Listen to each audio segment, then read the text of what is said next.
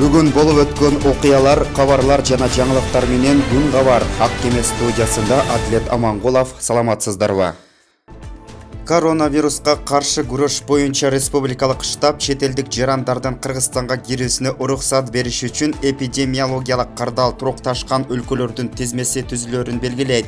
Бул боюнча 20 августта Саламаттык сактоо министрлигинин номер 621 буйругу чыккан.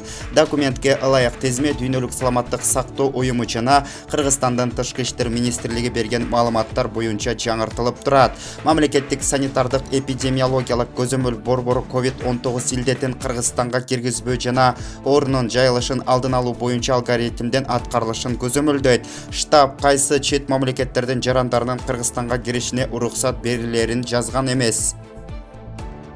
Ошондой эле Кыргызстанга чет мамлекеттин жарандарынын жана жарандыгы жоктордун кирүү шарттары жеңилдетилди. Өкмөттүн басма сөз кызматы 20 августта билдиргенде, эми Кыргызстандын жогорку окуу жайларында билим алган чет элдиктер, ошондой эле өлкөдө туруктуу жашап турууга уруксаты барлар, өлкө аймагындагы медициналык мекемелерде дарыланууга келгендер, документ менен ырасталган шартта жакын туугандарынын аза күтүү зыйнатына келгендер, жакын туугандык байланыштары жана каза болгондугу тууралуу документ менен киргизилет. Ошондой эле малы менен чет мамлекеттерден